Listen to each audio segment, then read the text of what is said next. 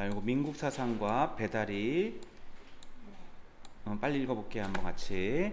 이게 지금 너희가 혼자 하는 것보다 선생님과 같이 읽는 게 조금 더 낫긴 나요. 이게 그렇죠? 자, 가봅시다. 정조 애민정신하고 민국사상, 배다리 건설을 통해서 한다라는 거. 애민정책, 정조에게는 민국사상이 있었다. 백성을 먼저 생각하는 사상이겠지요. 조선전기의 민의는 양반과 천민을 제외한 양민을 지칭하는 것이다. 민의는 양반과 천민을 제외한 양민인 것인가 민인인 거죠. 백성인 거죠. 자, 하면서 상하의 계층성이 내포되어 있다. 계층 구조가 있다라는 거겠죠. 민인이 어디인 건지. 그죠? 양반 다음에 어디야? 양반 다음에 원래는 뭐가 있었지? 원래는 중인이 있고 아니 천민은 중인 다음에 뭐야? 일반 양인이 있고 그 다음에 천민이 이렇게 네 개로 가는 거죠. 이렇게 네 개로 중인 양인 이렇게 양반과 천민을 제외하니까 여기가 이제 뭐야? 민인이란 뜻인 거예요.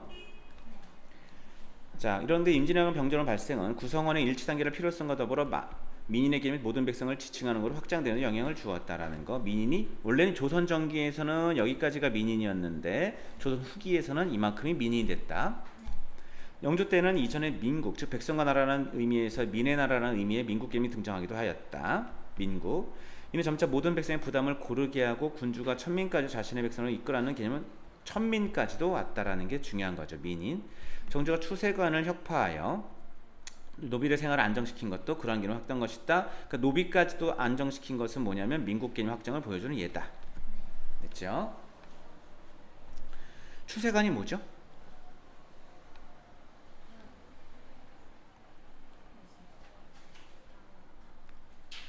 (4번) 노비 잡는 것들. 하여튼 벼슬아 치는 거니까 추노죠. 추노. 그 다음 미국사상 정조에 의해서 군주, 백성, 국가의 관계를 군민일체 유기적 관계에 정립하는 단계까지 발전하였고 군주가 백성을 다하고 그 다음에 그게 국가라는 거고 군민일체 유기적 관계 백성의 애정이 담겨 있었다. 정조는 제24년간 66회 이 빈도로 성 밖을 나와 세상을 직접 살피기도 하고 원통을 당한 백성이 호소는 격쟁을 적극 허용하는 등 그렇죠? 백성들이 노력하였다. 또한 국가인사랑 건설동안에 대가를 지불하고 건설공법, 혁신, 민국사상의 당연 애민정신인데 배다리 건설 한번 보자. 이게 얼마나 민국자 사상에 영향이 있는 건지 건설공법에도 나타나 있다. 자, 18세 정조는 수원 화성에 유명하죠. 행차역에 평양 배다리를 설치하도록 했다.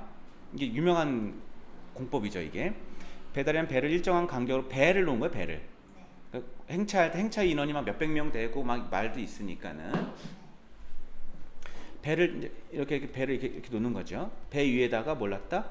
널판치 놨다는 뜻인 거겠죠. 부교를 말한다. 배달은 16세 연산고도 건설한 바 있었지만 백성들이 사냥하기 위해서 온 거고 사치순거였지만 생업을 등한시켜 큰 폐단을 낳았다. 정조는 기존 배는 비효율성과 폐단을 지적하며 새로운 배달의 공사군을 주교진함을 표현했다. 새로운 거야. 배달의 하부 구조는 부력을 사용하여서 상부 구조의 하중을 지탱하고 흔들림을 최소화하기 위한 대칭의 구조로 성질되었다. 그러니까 30호 배 중 몸체가 가장 크고 배전이 가장 높은 배를 골라 강 항복판에 정박시키어 그러니까 가장 큰 것들 그러니까 약간 좀 조금 더 과학적으로 했다는 뜻인 거겠죠. 그러니까 가운데다가 제일 높은 거라든지 해서 강 가운데다가 놓는 거고 양쪽으로 크기에 따라 나열해서 무지개 모양이 되도록 했다라는 것은 이렇게 쭉 됐다는 거죠. 그러니까 점점 내려왔겠죠. 높이가 이제 좀 내려오겠죠. 좀 높이가.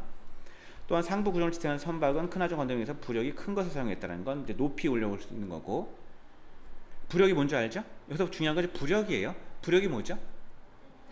떠 있는 힘인 거죠. 그죠? 배 높이를 재는 치수에는 두 가지가 있는데 그중 하나는 깊이이고 또 하나는 홀수이다. 깊이는 배의 갑판에서부터 바닥까지의 전체 길이이고 깊이는 홀수는 물속에 잠긴 부분인 길이이다. 또한 깊이에서 홀수를 뺀 수면 윗부분은 건연이라고 불렀다. 그러니까 이런 게 이제 낯선 거야. 이제 다시 부력이 있고 깊이가 뭐고 깊이는 여기서 배까지인 거고 홀수는 물속에 잠긴 부분인 거고 깊이에서 홀수를 뺀 수면 위에가 나오겠죠. 그러면 그거는 건연이라고 했다. 이런 용어들. 건연이 크면 건연이 작은 배보다 예비 부력이 크고 그러니까 부력이 큰 배를 어떻게 알았느냐라는 뜻인 거죠. 그럼 부력이 크면 부력이 크면 어떤 배다?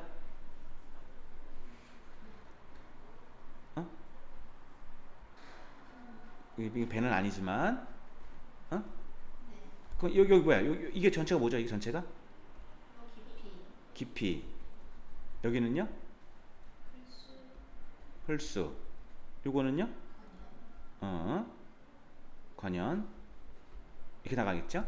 그죠? 그러면 건연이 작은 배보다 건연이 크다라는 건 엄청 높이 올라왔다는 뜻인 거겠죠. 이게 유조선 생각하면 되겠죠. 부력이 크고 하중을 지탱하는 데 유리하였다는 거니까 이게 건연이 많이 올라온 것들. 근데 건연이 무조건 많이 올라오면 안 되죠. 왜냐면 건연은 이거니까. 깊이에서 홀수를 뺀 거니까. 그럼 깊이도 깊고 홀수는 낮고 위로 많이 나온 것들이 부력이 크다. 1800년 동시에 한강 건너했던 배다리는 상당한 부력을 가지고 있으므로 건연과 몸체가 큰 배가 가운데 있었다. 그리고 부력은 배의 무게 변화와 밀접한 영향이 있었지만 물의 밀도 차에서 달라진 특징이 있기에 바다가 아닌 강에 띄우는 배다리 건설에 고려할 부기도 했다. 무슨 말 알겠니? 물의 밀도는 어디가 더 센 거죠? 바다가 더 밀도가 세죠. 왜? 뭐 때문에? 소금이 있어서. 근데 지금은 바다에 띄워 강에 띄워. 강에 띄운다는 건 물의 밀도가 낮다. 그런데 부력은 밀도가 높을수록 높지요. 부력의 원래 정의가 뭐죠? 부력의 원래 정의는 물속에서 어떤 물체가 들어갔을 때 요 물에 얘가 들어감으로써 나올 수 있는 요 물의 무게거든. 그러니까 이 물이 기름이거나 물일 때마다 좀 달라. 무게가. 다시 부력이 뭐라고요? 어떤 물속에 있는 잠겨있는 얘만큼의 어떤 액체가 나와서 나오는 걔의 무게가 부력인 거예요. 그러니까 이 부력이라는 것은 두 가지로 가는데 크기로서도 우리가 할 수 있지. 많이 튀어나온 게 부력이 좋아. 그런데 모두 연관이 있다? 밀도도. 근데 밀도는 어디가 더 부력이 높다? 바다. 그러니까 지금 한강을 건넌단 말이야. 강이니까 부력이 훨씬 더 중요한데 부력이 더욱더 도움되진 않는다는 뜻인 거야. 강에서는. 됐죠? 그럼 그걸 과학적으로 보면 왜 그런 거죠? 바다는 소금물이니까 훨씬 더 무게가 무겁다라는 거고 강은 그게 없으니까 바닷물 소금물보다 그냥 물이니까 빠져나온 물의 무게가 얕으니까 부력이 강이 낮은 거야. 그걸 과학적으로 얘기하는 거야. 부력의 정의로. 됐지? 자, 물이 뜬 배는 물의 흐름에 따라 흔들리게 되고 배의 무게중심이 낮을수록. 근데 이거랑 애민정신이랑 뭔 상관이야? 그냥 뭐 건너갔다는 뜻인 건데 궁금한 거지 지금. 이게 왜 애민정신과 연결된 거니까. 무게중심이 낮을수록 부력의 중심인 부심이 높을수록 복원력이 좋다. 복원력이 뭐죠? 흔들려도 다시 또 딱 쓰는 거겠죠. 언제가 좋다? 무게중심이 낮을수록 또는 부력의 중심이 부심이 높을수록. 그러니까 이쯤에 있어야겠죠? 맞니? 배들의 상부의 무게를 지탱하기 위해 사용된 배는 부력이 크다는 장점이 있었으나 선체 높이가 높아 복원력이 좋지 못했다라는 건 부심이 여기 있었다라는 거죠. 그러니까 위에 있으면 어떻게 되는 거야 이게? 금방 흔들린다는 거, 무너진다는 거. 세월호야 이게 세월호. 세월호 부력의 부심과 그것이 하도 많이 있어가지고 안 됐다면 이렇게 되는 거예요. 이게 높이가 높으니까 안 좋다. 부력은 크지만 이게 좋아서 컸지만 부심이 높으니까 또 복원력이 안 좋다. 흔들린다. 이를 포함해서 배달의 상부 구조는 하부 구조에 전해진 하중을 고르게 분산시로 설계되었다. 하중을 고르게 분산시로 각 선박을 연결하기 짜맞춤 공법이 아닌 칙묶음 공법으로 해가지고 짜맞춤 공법 이음매를 정교한 작업으로 해. 그러니까 막 짜맞추는 거지. 막 짜맞가지고 딱딱 끼기에는 너무나 나무를 많이 움직여야 되니까 칙묶음으로 그냥 묶어버렸다는 뜻인 거죠. 묶어버렸다는 뜻입니다. 이에 반해 칙묶음 공법은 결합에 걸리는 시간은 짧으나 결합 강도 면에서는 짜맞춤 공법에 미치지 못한다. 그러니까 칙으로 묶는 건 빠른 것이나 그러나 결합보다는 좀 약하다. 배들은 필요할 때 가설하고 다시 분해하는 임시교량이니까는 결합과 분해 용이성이 매우 중요하니까 뭐한다? 저런 경우도 대비해서 칙묶음 공법이 사용되었다. 조금 단점도 있다는 거죠. 무슨 단점이 있죠? 결합 짜 맞추는 것보다는 약하지만 그래도 그냥 훨씬 유리하다. 그뿐 아니라 사람과 말이 배다리 건너는 동안 발생하는 불규칙한 하중과 유속의 변화로 인한 흔들림에 연결부위가 적절히 반응하며 진동 흡수하는데도 칙묶음이라는 건 흔들리면 걔가 적절히 움직이면서 짜 맞추는 건 만약에 흔들리면 부러질 수 있으니까 칙묶음이 좋았다. 다출을 하려 이런 것들이 다양한 공법이 사용되었다. 배다리 연결 공법. 됐니? 이런 공법을 통해 지어진 배달에 사용되는 배는 경강선이었다. 기존의 세곡선, 세곡이 뭐죠? 세곡이 곡식나라는 세곡선이라고 그래. 소금 원자로 배들을 이용한 것이다. 배들 설치 기계를 그러니까 새롭게 배를 만들지 않고 원래 있던 배들을 임금 간다 뭐라 하는 거야? 다 공출한 거겠죠? 가가지고 이제 껴맞추는 거야. 설치기에서 일반적인 선박 운영에 폐가 되지 않도록 배려하고 그러니까 바쁠 때는 안 불렀다는 뜻인 거야. 동원배는 공에 따라 이권을 보장해 주었다. 노량진 부근의 장인들은 그런 것에 동원되는 신에 잡벽을 면제해 주었다. 조립 위치를 해주고 조립 나누고 보관해서 추후 건설에 자재 낭비가 없게 하였다. 기술 혁신 함정인 경영 치밀한 관리를 통해 폐단을 겪가 이래서 애민 정신이구나라는 거야. 그래서 애매한 게 뭐냐면 배다리의 공법 자체는 애민 정신은 아니야.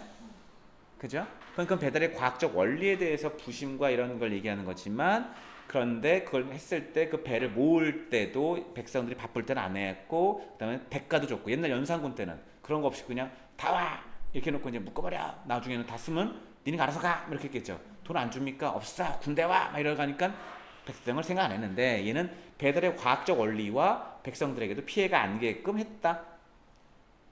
배달의 원리. 그래서 중요한 건 여기서 나왔던 여기 부분, 부력적인 부분, 하중, 대칭형. 그러니까 니네가 지금 배다리를 한번 요거를 쭉 정리할 필요가 있는 거죠. 배다리 어떻게 만들었는가? 무지개다, 부력이다, 건연인데 부력을 크게 했는데 물의 밀도도 있었다. 무게 중심이 낮아야 된다. 복원력이 좋아야 된다. 이런 것들 정리하면 되는 거죠. 오늘 어렵지 않습니다. 오케이, 마치겠습니다.